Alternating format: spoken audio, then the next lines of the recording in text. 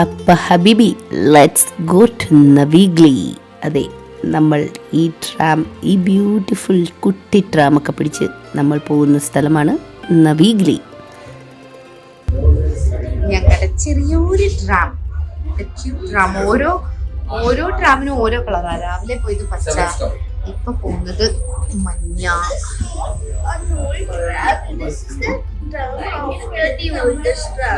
Okay. Navigli, in the heart of Milan. It's not just a district, it's a feeling. Truly. ശരിക്കും it's A feeling. അവിടെ പോയാൽ നമുക്ക് മനസ്സിലാവും, ഒരു കനാലും അതിൻ്റെ അപ്പുറത്തും ഇപ്പുറത്തും നിർമ്മിക്കപ്പെട്ട കുറേ റെസ്റ്റോറൻറ്റ്സ്, കഫേസ്, കുറേ ആർട്ട് ഷോപ്സ്, മ്യൂസിക് ഷോപ്സ്, അങ്ങനെ പിന്നെ അത് രണ്ടും കണക്ട് ചെയ്യപ്പെടുന്ന കുറേ ബ്രിഡ്ജസും. ഞാൻ കുഞ്ഞിലെ മുതലേ ജനിച്ചു വളർന്ന സ്ഥലത്ത് ഇതുപോലെ ആറുകളും പുഴകളും ഒക്കെ കുറേ ഉണ്ട്. ഇവിടെ വന്ന് നമ്മൾ ഇവിടെ ഇരിക്കുമ്പം ഏതെങ്കിലും ഒരു കഫേയിലോ അല്ലെങ്കിൽ ഒരു റെസ്റ്റോറൻറ്റിലോ ഇരിക്കുമ്പം ശ്രദ്ധിച്ചാൽ കേൾക്കാം അവിടുന്ന് ഇവിടുന്ന് ഒക്കെ മ്യൂസിക് ഉണ്ടാവും. അപ്പോൾ പണ്ട് ഞങ്ങളിങ്ങനെ നാട്ടിലായിരുന്ന സമയത്ത്, ഞങ്ങൾ കുഞ്ഞായിരിക്കുമ്പോൾ, കുഞ്ഞു കുട്ടികളാകുമ്പം ഞങ്ങളിങ്ങനെ വൈകുന്നേരങ്ങളിലേ ആ വൈബുള്ളൂ. വൈകുന്നേരങ്ങളിൽ നമ്മൾ ആറ്റിൽ കുളിക്കാൻ പോയാൽ ഇങ്ങനെ അപ്പുറത്തുള്ള ഒരു അമ്പലത്തിൽ നിന്ന് ഇങ്ങനെ ഒരു പാട്ട് കേൾക്കും. അപ്പം ഞങ്ങൾക്ക് അത് കേൾക്കുമ്പോൾ ഞങ്ങൾക്ക് തിരിച്ചു പോകാൻ ഞങ്ങൾ തന്നെ വൈകിക്കൊണ്ടിരിക്കും. ഞങ്ങൾ ആ പാട്ടൊക്കെ കേട്ട് വെള്ളത്തിൽ നീന്തി ഇങ്ങനെ കുറേ ടൈം എടുക്കും ഞങ്ങളവിടെ. അത് തന്നെയാണ് എനിക്ക് നവീഗ്ലി പോയപ്പോഴും തോന്നിയത്. ഇഷ്ടമുള്ള കാര്യങ്ങൾ ചെയ്യുക. ചിലരാണെങ്കിൽ കഫേയിൽ നിന്നൊരു കാപ്പി മേടിച്ച് അതിൻ്റെ മുന്നിലത്തെ സീറ്റിൽ ഈ കനാലിനോട് ചേർന്ന് അവിടെ വന്നിരിക്കും. ചിലർ ഇതുപോലെ ലവ് ലോക്ക് തൂക്കിയിടും. ചിലർ കൈ പിടിച്ച് കുറേ നടക്കും, കുറേ വർത്താനം പറയും. ഇനി കൈ പിടിക്കണമെന്നില്ല കേട്ടോ, ഒറ്റയ്ക്ക് നടക്കാനാണ് ഇഷ്ടമെങ്കിൽ ഒറ്റയ്ക്ക് നടക്കും. ചിലർ കുറേ പേര് അവിടെ മീൻ പിടിക്കുന്നുണ്ടായിരുന്നു. ഇപ്പോൾ എനിക്ക് ഏറ്റവും ഇഷ്ടമുള്ള കാര്യം ഈ ഇതുപോലത്തെ കാഴ്ചകൾ കാണുക. പിന്നെ അതൊക്കെ കാരണം ഇനി ഞാൻ നവീഗ്ലിയിലേക്ക് പോയില്ലെങ്കിലും എൻ്റെ മെമ്മറീസ് എൻ്റെ കൂടെ തന്നെ ഉണ്ടാവണം എന്നുള്ളതുകൊണ്ട് ഞാനതൊക്കെ വീഡിയോ എടുത്ത് വെക്കും.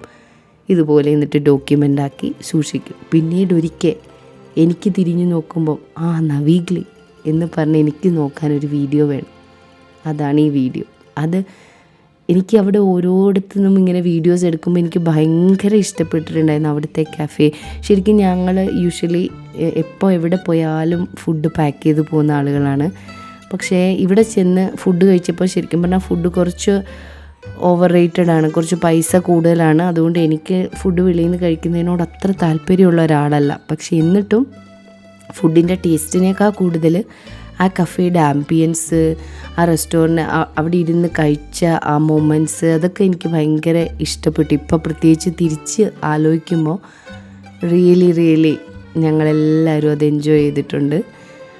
പിന്നെ അത് ഫുഡൊക്കെ കഴിച്ച് കഴിഞ്ഞിട്ട് പിന്നെ ഫുള്ള് നടത്തായിരുന്നു. പിന്നെ തെണ്ടി തിരിഞ്ഞ് നടക്കാമല്ലോ. ഇതുപോലെ ഇങ്ങനെ ഒരു ഇപ്പം നീലിൻ്റെ ഇതൊക്കെ കണ്ടില്ലേ, കുട്ടികളുടേതായ കളികൾ, നമുക്ക് നമ്മുടേതായ ഇഷ്ടങ്ങൾ. ഞാനിപ്പോൾ ഇവൻ്റെ ഈ കയറിയിട്ട് ഊർന്ന് വരിക ഈ പരിപാടിക്കൊക്കെ കണ്ടുകൊണ്ട് നിൽക്കുകയായിരുന്നു.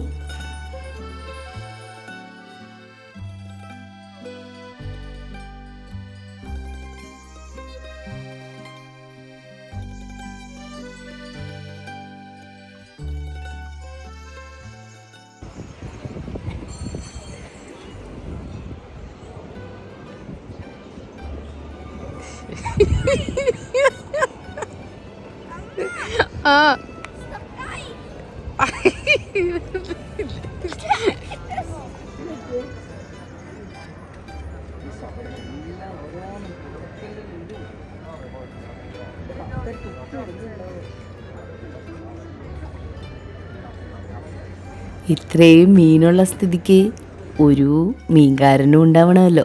അതാ മീനെ പിടിക്കാൻ വന്ന സേട്ടൻ്റെ കഴിവിൻ്റെ മാക്സിമം ശ്രമിക്കുന്നുണ്ട്. നല്ല അടിപൊളി തൊപ്പിയും നല്ല മീൻ ഇട്ടുകൊണ്ട് പോകാൻ പറ്റിയ സഞ്ചിയൊക്കെ ആയിട്ടാണ് പുള്ളി വന്നിരിക്കുന്നത്. നല്ലോണം എറിഞ്ഞു നോക്കുന്നുണ്ട്, കിട്ടുമോ കിട്ടിയില്ലയോ എന്നൊന്നും അറിയില്ല.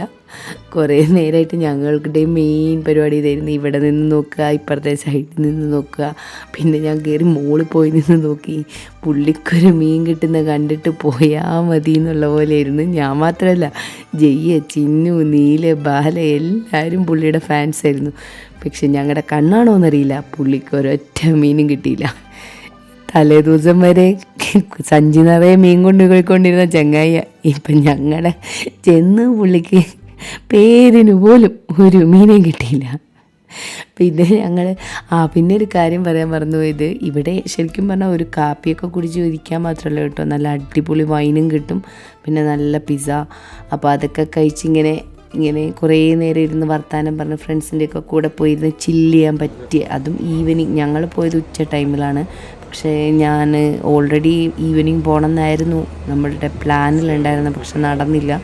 ഇനി നിങ്ങൾ ആരെങ്കിലും പോകുമ്പോൾ വേണമെങ്കിൽ ഈവനിങ് പോയിക്കോ, ഈവനിങ് അടിപൊളി വൈബാന്നാണ് പറഞ്ഞത്.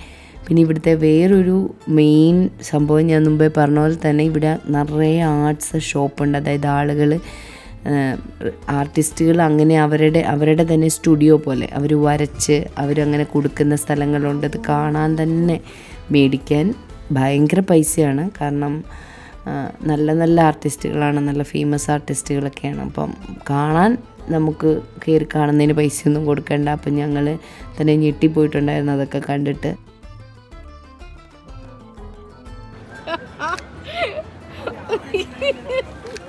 നവീഗ്ലിയിലെ പ്രഹസനങ്ങൾ നോക്കിയിട്ട് അങ്ങനെ ഞങ്ങൾ നവീഗ്ലി ഡിസ്ട്രിക്റ്റ് കവർ ചെയ്തു. ഇനി ഞങ്ങൾ മിലാനിൽ നിന്ന് ബൈ ബൈ പറഞ്ഞ് പോവാണ്.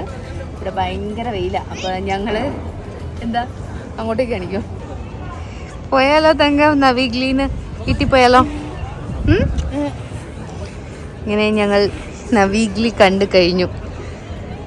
ഞങ്ങളിനി നേരെ ഞങ്ങളുടെ എയർബിഎംബിയിലേക്ക് പോവാണ്.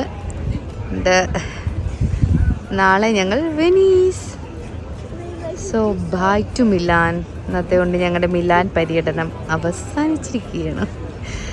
ബൈ ബൈ പറയൂ. എന്തൊക്കെ ബൈ പറയാവോ തങ്കം?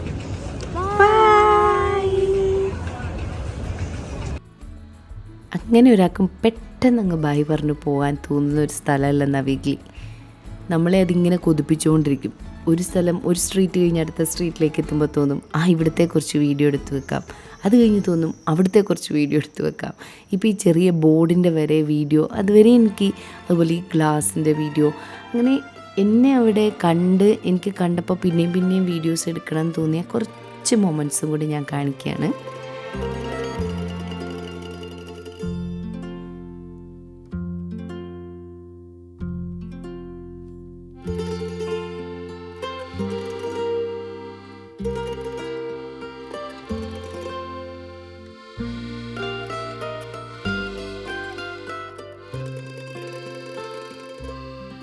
Bye from Milan.